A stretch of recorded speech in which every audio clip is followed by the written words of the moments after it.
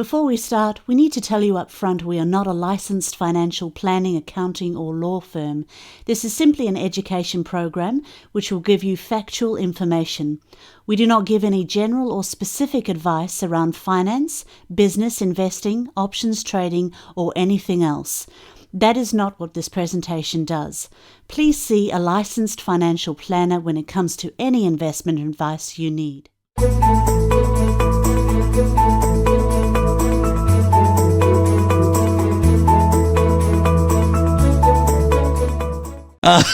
Here we go, guys. We're here for the greater wealth, and my word, mate, you have been on that computer firing away. Oh, you're typing like a pianist. You really were amazing. It's not a very nice thing to call him. We're going to talk about, obviously, look, the way to find your love. Well, no, to fund your life purpose, more to the point. Find it, that's always good, but you're going to need some money to make that happen, some happy tickets. And we often talk about the way that politics sort of is intertwined, right? What's going on in the world, mate?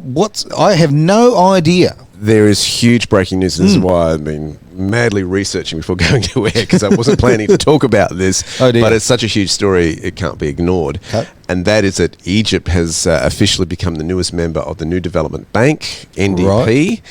If you're wondering who that is, that's the International Development Bank of the BRICS organisation. Yes. Okay. Now, who builds the BRICS? Who is the member there? So we've got Brazil, Russia, India, China and South Africa is forming the Association of BRICS, which means that takes Egypt one step closer to joining the BRICS nations in their association. Gotcha. Now, put this in perspective, because Saudi Arabia has also been showing interest in joining the BRICS nations. Sure. Now, why is this such a big deal?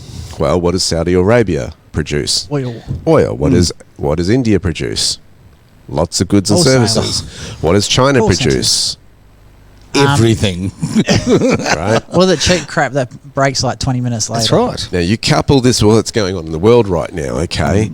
So we had, earlier this year, what a year it's been, hey? It's been a quiet one. Not. What a year it's been. We had, of course, sanctions going on with the Ukraine-Russian war. We had basically Putin saying, we're going to gold peg the ruble. Right, so we're taking it back off a fiat currency and we're going to make it into a gold-back currency. Sure. We're also going to sell our oil in rubles as opposed to what we call the petrodollar, the US dollar. All deals in oil have traditionally been done in the US dollar. US dollar, yeah. Okay. Now, what does that mean? If Saudi Arabia is going in wanting to get into the BRICS nations, and Egypt is too, there's just been. That means that they are the biggest producer of world's oil. Sure. Saudi Arabia. Who's the biggest consumer of oil? America. China. Really? One of the biggest. I thought it was China, but hey, I've been wrong. Okay. It could be. We'll verify that. I recently heard it was China. We'll need to verify that. I wouldn't be surprised because they're massively under the pump out at the moment, and that's the whole reason they build that big, massive dam. Let's verify who's the biggest. But needless to say, China is a big consumer of oil. Okay, needless to say. So what you've got there is going. Okay, we're sidling up, and we've got nations wanting to get into that, doing the deals in relation to, hey, let's get outside of the US dollar. Now, of course, China's ambition is to be the number one nation in the world. It's not really a secret, and they have been on the side watching how the United States has been going. Now, look at the United States at the moment. Inflation through the roof. Yep. Right? We've got interest rates, the Federal Reserve hiking up interest rate, hiking up interest rate, hiking up interest rate. You can't keep doing that. No. Why? Because all the debt that the nations acquired, the United States, it now has to pay it at higher interest rates. Okay, you're paying back more. All right, so every time they hike up another rate, it's like, ouch, we feel it. The taxpayers feel it. It's just a mess. Sure. It's a broken system in what's going on. Now, couple that with China's been looking at this and going, right, you think fiat's so good? We're going to start buying gold. And they've been massing gold for years now. And buying it and buying. Yes. Okay. Yep. So this is where it's very interesting, because if you look at how Australia is positioned in this, Australia, would they, Travis, you asked the question before the show, would they go to the BRICS? And I said, look, in terms of their international security, Australia's traditional way of forming military alliances with a nation that it shares values in has played out. It was the United Kingdom or England, and then of course in World War II it moved to the United States. Yeah, but so have a look at our politicians at the moment. They more align with China than what they do with Western society. Right, that's a good point. That's another issue, but it's not clear cut for Australia to go jump ship. Oh, we'll go over to the BRICS and this sort of stuff. And of course, there's been a lot of questions from our previous Prime Minister as where did the COVID start? And those have affected international relationships. Now, if you look at Australia's gold reserves, it's actually dropped this year. Okay, we had reserves in 2022 of, in 2021. Let's start with this year. We've got $3.301 billion worth of gold in our reserves, okay? Right. That's what it's been reported as. And that's a decrease from the previous $3.824 billion worth of gold that we had in September. Right. So we've lost that much just in 1 month, okay, from September to October. Quick question, because I know a lot of people won't understand, is that a lot of gold or not much? Is there another country, say Singapore? Do you know how much Singapore's got, just so we can use it as a comparison? I would have to look. We'll get that figure later. Okay. Singapore would be very smart in gathering its gold. That would be my educated guess. Because the thing that you brought up in another show is that Russia, China, India, Brazil, South Africa and Brazil were all hoarding gold as well. Yes. You brought that up when we first spoke about the BRICS on the show. All right, so apparently in terms of Singapore, this is just off a business page, straighttimes.com. Sure. Singapore this is on the 30th. Oh, it's old news. All right, so in 2021, it increased its gold reserves by about 20%. Does that say what's that in billion dollars? It's a total about 26.3 tons of gold over May and June. So, yeah, I'd have to dig a little bit further on that. Okay. Question on the fly. By the way, Clint Franklin says hi in some very colourful language. Oh, g'day, Clint. Thanks for being part of the show, mate. Don't know how colourful it is. Can't see the screen. But, look, we're informed by Mr. Cartier over there that was colourful, so I'll take that on board. So, in relation to the fiat undermining, this is what's coming down. Is how strong is the US dollar now? Sure, right? Sure. Is it worth anything? If you keep increasing the interest rate, and the problem with the interest rates increases too, is that other nations go, oh, you've just strengthened your currency by doing so. Well, so even the playing field will do the same, right? So the nations around the world go, well, let's increase our interest rates. Let's increase our interest rate. Look what Australia's been doing, right? Japan, and all of them to get back onto a more even playing field. Sure. Did Japan increase their interest rates finally? I believe it. What I was going to suggest, been at suggest, zero interest rate for like 20 years or something. What I'd suggest, though, is you're printing all this money, you're devaluing the actual dollar itself. So, are we just all nations? Are we just going to keep printing to move up to the same level? Is that what we're going to do? So we're on the same. Can I go down conspiracy theory here? Field here, or what? Well, when you've got one guy running most of the world banks, and that person wants to go to a digital currency worldwide, sure. Why wouldn't you destroy every country's currency? Ooh. Can't argue with that. There's a conspiracy for you. No evidence on that, by the way. That's just my speculation. I think what people are discounting here is how people are rising up around the world right now. I think that has surprised the globalists in relation to that uprising, and that's what's really, really exciting. I mean, you look what's going on in Brazil right now. That is hugely significant. I think they're about day 43 or something, and they're still rocking up and protesting. It puts us to shame. Yeah, it does. It really does. Nations who take their freedoms and democracies for granted. It puts the United States to shame. It puts Australia to shame. Look, well, like I've often said throughout this entire thing, right? The greatest thing about this country is our layback, she'll be right attitude. It is also the worst thing about this country. The fact of the matter is, because of that attitude, we've sat back and we've let them walk all over us for such a long time. And then over the last 2.5 years, almost 3 years, whatever you want to call it, it's just increased.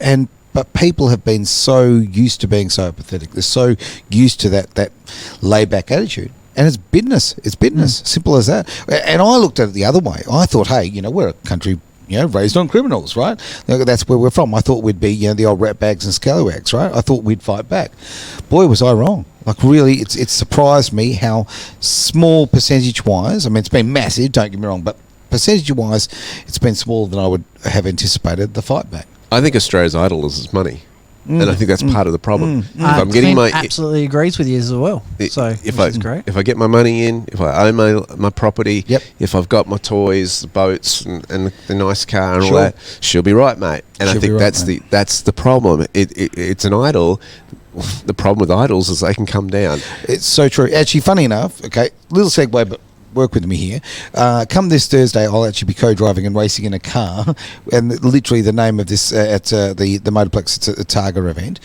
The name of the team that I'm racing for is She'll Be Right Racing. Now, okay, look, you can look at it and you could go tongue-in-cheek, it's good on them that they're thinking that way. But again, it comes back to that great Aussie apathy and just, it's, as I say, it's very, very sad that we don't fight for our rights. It's so entrenched in our personality as a nation to she'll be right about things. It's about time we stood up. I think we're a young nation, and I think we've gone through, certainly in the 90s, I thought we went through a bit of an adolescence type identity in our nation. Like, we were now competing internationally on the sports front, and we can take on the big nations and do really well. Sure. We can do the America's Cup from the 80s, and take on the Yanks and this sort of stuff. And there was an adolescence in our consciousness, in our social consciousness, that we're legit, we're big now type of thing, right? Oh, yeah. I think it's having to change yet again as a nation now in our consciousness and go, hang on a second, we're not the irresponsible teenager anymore we once were. We can't become that. We have to now go, all right, take on some adult responsibilities. Where do we want to take this? What do we want for our children and our children's children? I can't believe how insightful that is, actually. Right? You're a very smart man, but okay, you've hit the nail on the head, though. But the reality is that, like, honestly, there's always a bit of a joke, and obviously, look, I do, commercials and that sort of carry on, and writing a lot and copywriting and that. Anyway, there's a thing we all say in Australian, how we finish our sentence on an inflection. We're always asking a question at the end of our sentence, right? It's a very Australian thing to do that, right? It's built into our DNA as a country. And that is actually a lack of confidence, right? And it has been very much that. We've been this teenage country. We've kind of been going, oh, America, please like us. Oh, England, please respect us. What kind of carrying for 200 odd years. And I think you're right. I think in the 90s, I was flying high in the 90s. The 90s was great for me. And that's when I truly saw Australia at its peak. In my personal opinion, I've seen it go downhill ever since. It's just it's very interesting because I think you're right. I think that we've kind of come past that, and I think we're not asking the question anymore. I don't think we're looking at Big Brother as much as we used to, but where have we gone? Like, have we become arrogant about it? Have we just become complacent about it? Well, look at the way we've played international security, right? We suck at international security. We're dependent on our alliances with bigger countries, right? I remember remember the Dream Team was played in the Olympics, right? And I remember it was classic Shane Heal bad trashing the Dream Team. It was, I don't know if you remember that. It was so Australian. We all identify with, get them, this sort of stuff. And the Americans are going, what, you don't respect me, this sort of stuff. Yep. Right? That was our adolescence. It kind of typified as a nation our consciousness at that time. I don't want to lose that. I love that smart ass. I remember watching an interview with Shane Hill about that actual thing, and he was saying, like, we knew we'd get absolutely flogged, so our goal was to go out there and be as annoying as possible. So in America, they don't have zone defense when they play NBA. It's all one-on-one. In Australia, in the Olympics, you're allowed zone defense. So they were always 2-on-1 the whole way through, and apparently it just annoyed the absolute living piss out of them, and it's that piss take attitude of Australians, which I think is hilarious. But just going back to what you're saying about before, how we're adolescents, we do not have the political leaders to take us to the next step where we can be a country taken seriously. Because come on, look, we've got Albanese. Before that, we had Scott Morrison. Yep. You had the kindergarten fighting from Rudd and Gillard. Yeah. Tony Abbott was another one. Like, can you actually see these guys being a warriors on the front line when you're looking at international politics? Getting back to economics, let me put to you this way. Why aren't our gold reserves bigger when we have so much gold in our nation? Right? We've got very well-renowned, reputed mints. We have one here in West Australia. Sure. We have one over east. why aren't we having bigger gold storages? Why aren't we having bigger silver storages? Why aren't we building what, we sell it all off, our natural resources. It's very true. Uncle Kenny, who's normally on the 6 Pack at 6, Aired Out 5 on hiatus at the moment, has always said that our natural resources belong to the Australian citizens. Yes. At no point will we ever ask, do we want to sell it all off? So he's a firm believer that we should be hoarding all our natural resources and saying, you know what, you want it, we'll loan it to you, sure, but we want the money back and we want the resources back. Here's a funny comment I made on good old Facebook about 2 hours ago, roughly. Every morning, I get bombarded with Albanese, all right? And to his credit, he has not banned me yet, and I always share the love with him, right? The reality is... no. Look, Albanese or McGowan? No. McGowan, actually, he banned me 6 years ago. Okay, so, we go back. So, but with Albanese, I will give him credit. He has not banned me yet. But today, I open up the old Facebook, and here's old Albanese, banging on about the fact that they're recalling Parliament so they can make these changes to effectively, to deal with the crisis of energy, right? Okay, to keep those prices down, kind of thing, before Christmas, right? What an absolute load of...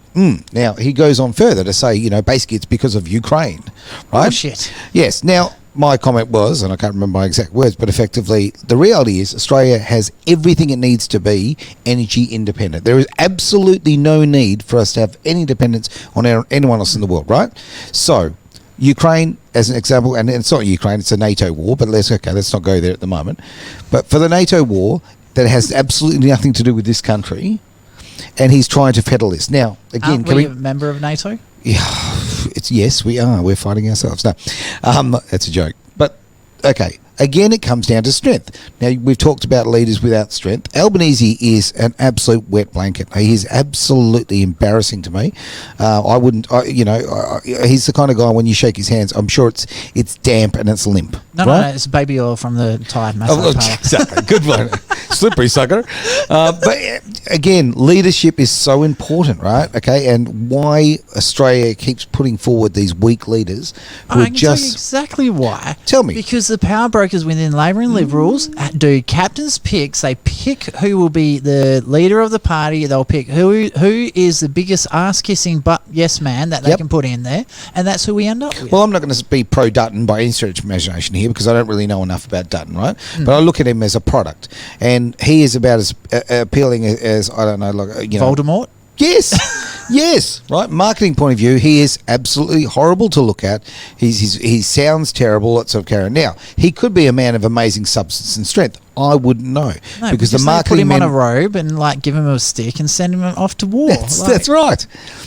We are not, unfortunately, the marketing machine, and this goes back, you could look at US, you can look at, Clinton all those years ago, a man with absolutely no substance, but he had sex appeal, so therefore they put him forward. Look, the brokers behind the scenes have far, far, far too much power. And the crossover between the politics here and obviously the money markets, they're just, they're milk on your wheat picks, right? They're making it go soggy. Okay, so what's the solution then? Well, I'm so glad you asked because I just cap on political spending during elections. Put a cap on political donations. Full stop. And restrict how much money a political party and how many assets a political party can actually own. Okay. Problem with that. Then the richest man or woman therefore just goes up and throws money at it, and therefore they can't. Well, hang on. Their own personal money, not their donations. Can't. Right. Because there'll be a cap on how much you can actually spend during elections. Yep. Happy with that. Yep. That would work, right? I thought you were just donations just cap the whole entire lot. Yep. Donations, political spending. Yep. So that was the first one. And also the cap on political advertising outside of elections. Oh. Because how often do you get bombarded? I read the local newspaper and I think the first page, third page, 7th page, 15th page, and every second page after that is a Labor ad. Sure, yeah. And Labor, the local newspaper. Yeah, Labor are the worst for it. We all know that. They just absolutely just bombard you with it. Every single day I get at least 10 ads coming from Victoria, from old Chairman Dan, right? Okay, we're here in Western Australia. He's trying to influence the reach of Edge. Obviously, that's what he's trying to do because it's not through my personal one; it's through the Edge one. You're absolutely right. That's one way you could get firmer, stronger, Because you get politicians who are there because they want to be there, not because it's a massive pay packet. How dare you steal the words out of my mouth? There you go. Suck it. He's using my beautiful microphone. Now he's stealing my words too. But all right, there we go. I have to say, I've got to get a shout out to this mic. It just sits perfectly. It's gorgeous. It's beautiful. It looks great on the camera. It's mine for my personal collection, but that's okay. No worries. We need a stand about there coming this way. It's beautiful. And it's the real thing too. It's not a faker. Now, Next will be asking for a makeup artist before the show.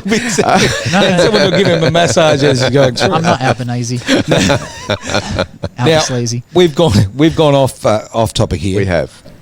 There's a story that's come out from the postmillennial.com that says that Nigeria is going to limit cash withdrawals to $225 a week US to try to stop kidnapping epidemic. Okay, so what it's saying is that the Central Bank of Nigeria is going to be limiting that withdrawal to 100,000 nairas, which is their local currency, or the equivalent of $225 US per week.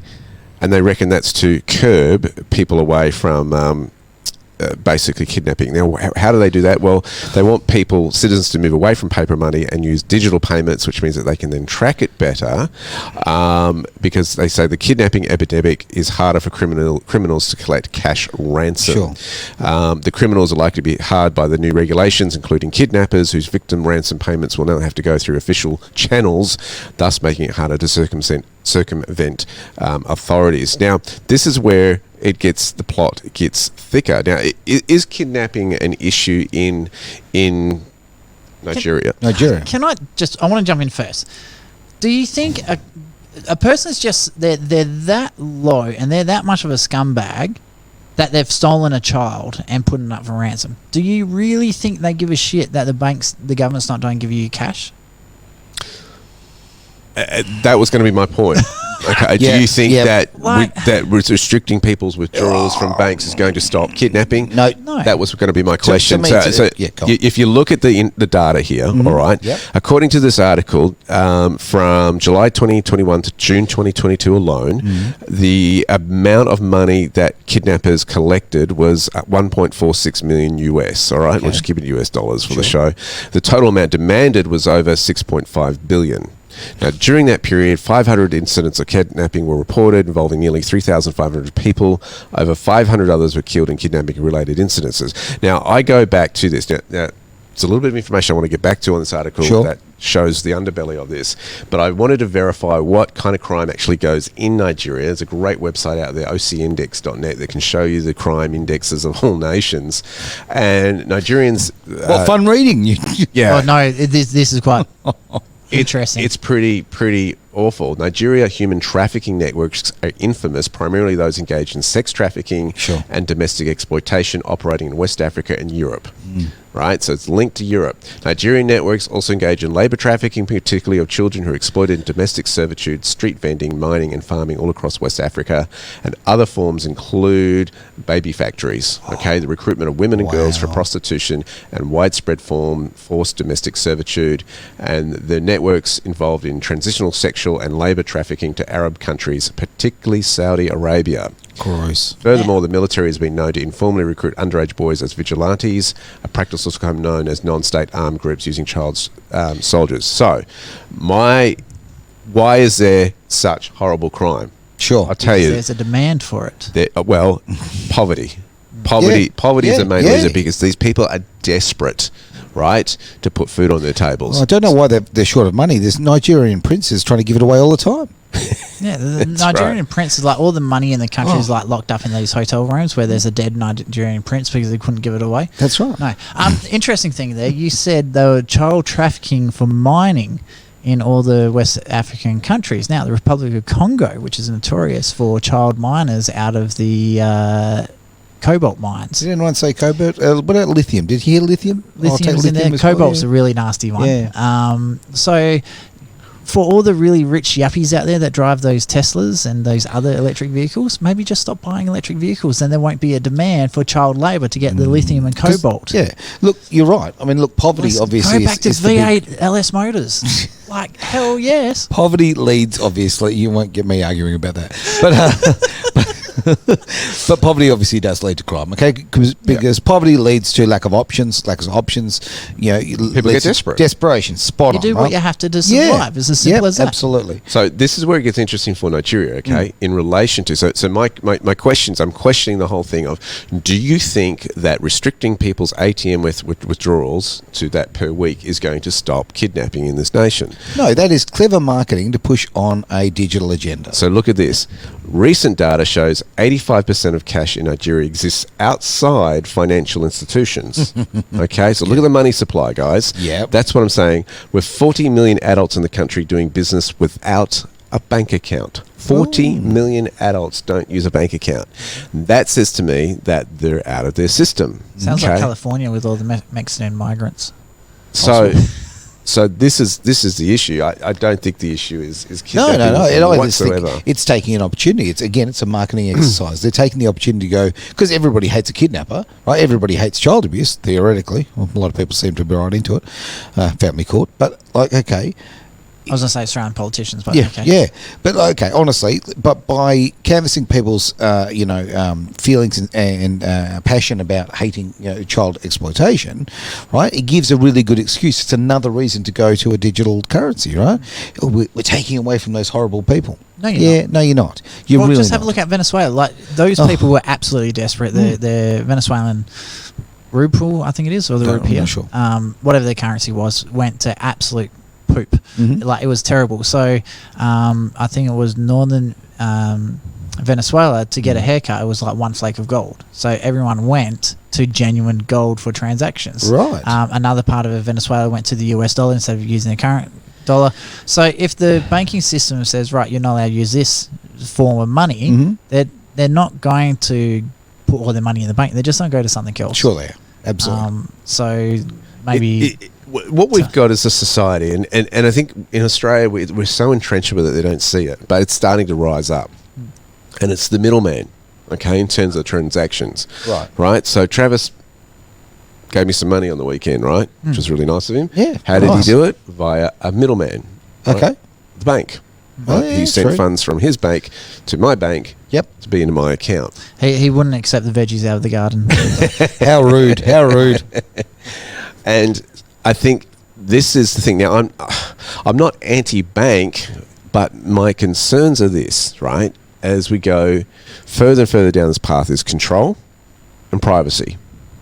Because if they can, Kanye West went on social media and say, I'm a billionaire, and if they can freeze my bank accounts, they can do it to you, right? So whether you're into Kanye or not, or Ye or whatever he's called, that just is a highlight. Hey, guys, wake up. Wake up what's going on here. People don't like what I'm saying.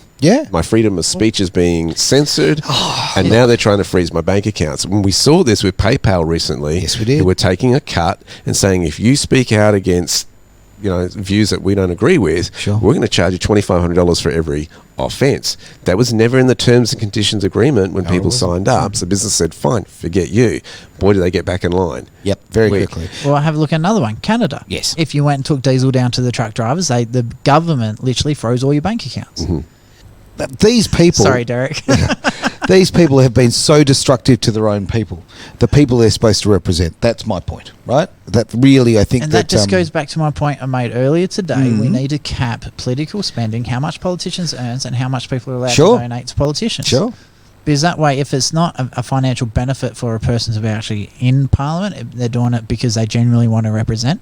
I think you'll start having people in there and they start seeing it not as a business or an opportunity, they see it as a chance to actually do the right thing. I think the banks are concerned about becoming a dinosaur in the cryptocurrency age. Well, they are. You might be right. That's the concern. And what they probably don't want is direct transaction between you and I in terms of goods and services and that sort of stuff. And that's what their concern is. So there's a push to go, hey, let's get government regulation involved here so that we can then stay in the game. Let me ask a question I don't know the answer to. Okay, years ago with Bartercard, did the banks step in and try and push, and lobby government to try and shut that down? The courts tried to. There was so yes. Class. No. Well, they got off. It's not they got off. They didn't do anything wrong. You see, this is the other interest in all of this, right? Because of the taxation department, right? The taxation wants to control and monitor who's getting what transactions to verify what their income is and what they can tax them for. So they are using and utilising the banks for that purpose. Yeah. And that's why they want it digital. Sure. Yeah, absolutely. Yeah, look. Sorry, I didn't mean to interrupt you. No. Well, you're 100% right. Yeah, so. but I mean, look, this goes back even further. Okay, we go back to it was 2000 when the old GST came in, right? And the way that they went about that, a lot of that was to get away from this was the thing they sold us. Gets rid of the black market, gets rid of the cash society. Well, this is just the next step, as far as I'm concerned. The implementation of the GST was an absolute dog's dinner. The one that was supposed to get rid of like stamp duty and all that sort of stuff was actually a 15% GST. Yep. A lot of those other taxes were they negotiated down to 10% and only certain taxes were supposed to disappear, and those taxes are still around. So, well, that's right. Or they just change it to the word excise or bloody, something. A levy, Medicare levy. Yeah, exactly. I'm just waiting for a COVID levy to come out. Oh, look, it's days away, I'm sure. Yeah. No, the problem is they just. I think the government needs to there should be guidelines on how much debt the country is allowed to go to. Giving the government an unlimited checkbook to rack up debt for our kids, I think that's just criminal what they've done. But it's also fundamentally unnecessary. There's a famous photo that floats around and says, look, everything in this picture was made in Australia, right? It's literally, When 1970s? Yes. Yep. The 70s. Exactly right. It was in the 70s. Now, if you did that, it was China. Oh, Bangladesh. Hang on. India. Vietnam. For the mobile phones. Boom, boom, boom. There's just nothing made in this country anymore. And there is absolutely and you know what's funny? no need for this. Most of the people aren't made in this country either. No, true. I've been saying that for years. I've been saying Australian kids are made in China these days. Look, No. Mine are Vietnam. Where were your kids born, though? Australia, but the wife's Viet. Yeah, exactly. You know what? She chooses to be in this beautiful country, therefore she's an Australian. To her credit, she's actually full Australian citizen. Well, there you go. Yeah, and I tell you what, the ceremony is an absolute joke. We could go down that path, but I'll say very, very carefully, not carefully, very concisely. The fact of the matter is, if you love this country, I don't care where you've come from. If you come and you choose to be part of this society and generally contribute to the society, not just come and use it, whatever, you're as Aussie as they come. I don't care if you're one generation or 5 generations. Sorry, I hate to get political here. I've got to quote Pauline on this one. Please do. The place you call home is where you're prepared to die. Spot on. And whether you're a citizen or not, don't care. But if you're prepared to die in Australia, I think you're Australian. Yeah, I mean, I'm first generation Australian. My dad's not born in this country, and he fled persecution for the colour of his skin. So. Yeah. I still find it hilarious you're Indian. Leave me alone. I mean, my people have been persecuted. Silence filled the room. All right, cricket's here. Literally, because we were talking about classic catches. We were. Derek dropped his laptop. No, I didn't drop it. I recorded it. That's right. That's right. It was a slip. Yeah, it wouldn't lose much. It's just an apple. That's right, exactly. Just bruise a little bit. No, seriously. Like when I used to DJ, I used to run a MacBook Air, and this dude decided to go crowd surfing on the table. Oh, nice. And 2 Technic 1200s, mixing desk, my laptop, everything went flying across the room. The bottom corner of the screen bent over. Kept on working. Didn't skip a beat. Wow. There you go. So, all right. The Technic, the arms on the turntables and stuff. So I had to replace them. So there you go. Finance got nothing to do with turntables. Let's do it. Let's turn the tables to something else now. Welcome to Segway School 101. Not really. I mean, we're going on about government-issued cryptos and this sort of stuff. Please. Now, Australia is toying and flirting with the idea that the Reserve Bank open to digital currency but wary of demand for it. According to a speech that Dr. Jones spoke about in terms... Does anyone else say Barbie girl? Dr. Jones. Sorry, Aqua. Brad Jones, Assistant Governor for this, was looking at it. And he basically, in summary, according to news.com.au, the Reserve Bank is unconvinced there is a case for it. It's attracting a lot of interest from industry, but he's saying a lot of public interest case would first need to emerge. There's pros and cons for it. This is where I think it always gets a bit funny, is it basically saying that the risk of physical disruptions in money and payment services is most pressing for low-income countries with limited capacity and that they're prone to natural disasters. Right. That said, recent extreme weather events in Australia remind us that existing electronic and physical cash distribution networks can be severely disrupted on occasion. Now, I look at that and go, well, whatever, because, think about it for a minute. If there is weather disruptions and the whole grid goes down, you can't do a cryptocurrency transfer because there's no internet, there's no electricity. Right. So if that argument is just the power's down. Half the roads are probably gone too. Yeah. Yep. That kind of argument that it's the best for climate change. No. Anytime climate change comes into money, I go, there's an issue of control. Yeah. Right. I'm so glad you say that, because I think that physical cash, physical gold and silver, you can take it with you in an emergency. In fact, I remember hearing one guy who was talking about, lives in the cyclone area of the United States, right. And he was talking about there's nothing better than having good old-fashioned cash, because in a time of emergency, all those ATMs are down and everybody's trying to line up, get cash out of those ATMs, and either they're not working or everybody's pulled the money out of them already and they can't get replenish those supplies. So he's saying having cash rather than electronics is better. Yeah. So, this is what you've got to consider here when you hear this. But the fact that they're flirting with the idea sends alarm bells to me. Talking to Stephen is another one who's very sets himself ready that if he's got to flee, he's ready to go at a moment's notice. Stephen? Petith. So he's got a heap of jewellery that's like pure gold, stuff like that. He just put it on, goes, carries a heap of cash around with him as well. Just look like Mr. T and off you go, right? Well, why not?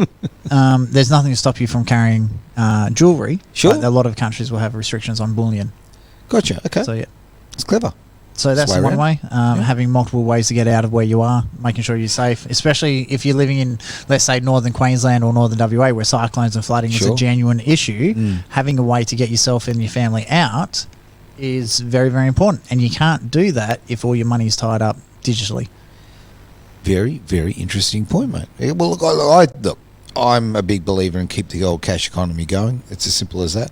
And I think that, look, anyone who is wanting bigger government, who wants tighter restrictions and control in their lives. Go to North Korea. Yeah, exactly. There's a country there right waiting for you. Look, the trouble is with crypto at the moment is it's getting a bad rap with the whole FTX thing that's been going on. Sure. Okay, and Sam Friedman and those cryptos being taken off an exchange and moved to a private company. Now, a lot of the crypto guys say you should never leave your crypto on an exchange. You should put it in a private wallet for that very reason.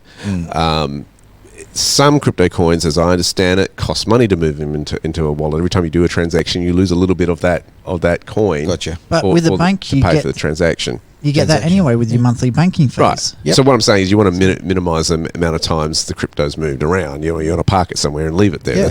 That's my point.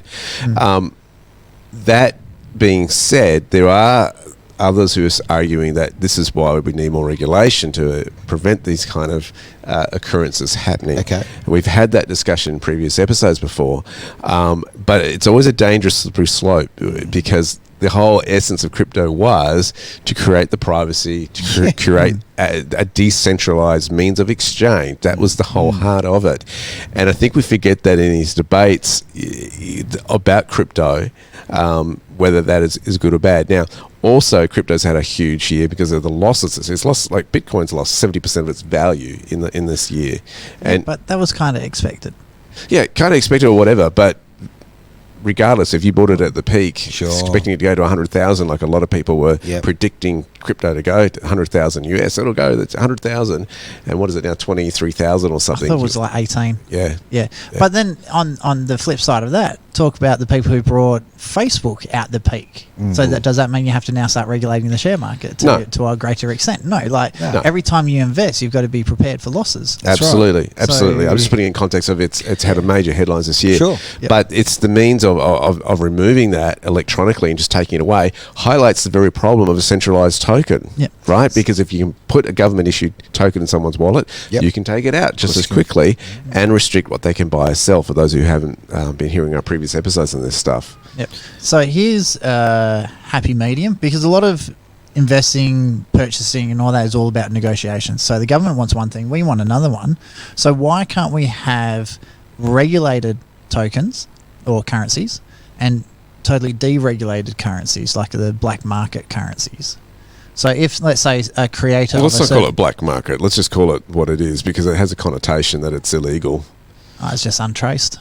So an untracked crypto, sort of like the DuckDuckGo of Google versus Google where every keystroke is tracked. So if you love the idea of a super regulated digital currency, then great, go with it.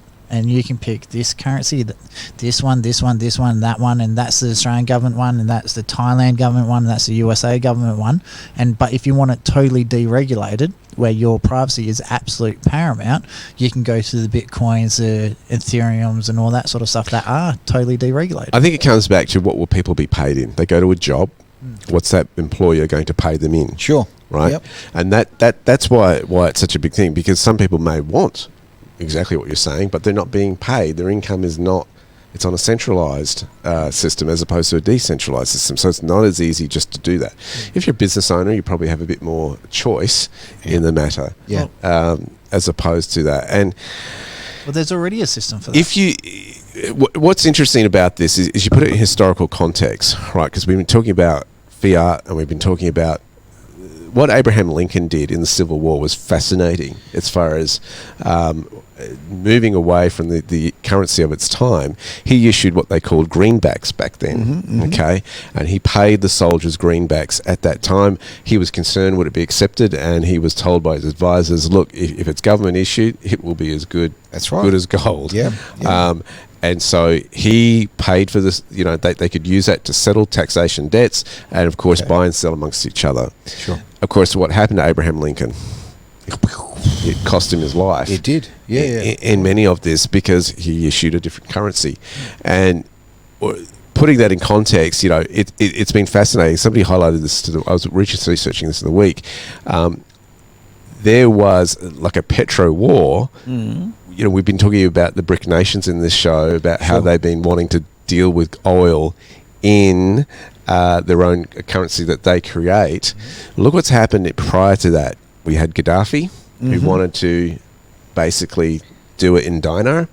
Sell oil in dinar. We also had Saddam Hussein, who wanted to do it outside of US dollars. And I think it was in euros he wanted to do it in. Oh, really? And both of them ended up they had weapons of mass destruction. They did, so, of course. So that was a joke, by the way, people. We look at this. There is a war going on in terms of control and battle, a psychological war going on. And I don't think a lot of people are aware of it. I don't think wars are, I think it's time we accepted that wars are not fought anymore with, guns and knives, so to speak. No, it's economy and cybersecurity. Spot on. Yeah. There's a really great website, I can't remember, it's in my search histories, where you can actually look up all the successful and non-successful major cybersecurity attacks that happened every year. Sure. In 2020, there was something like 20,000 successful major cybersecurity breaches in Australia alone.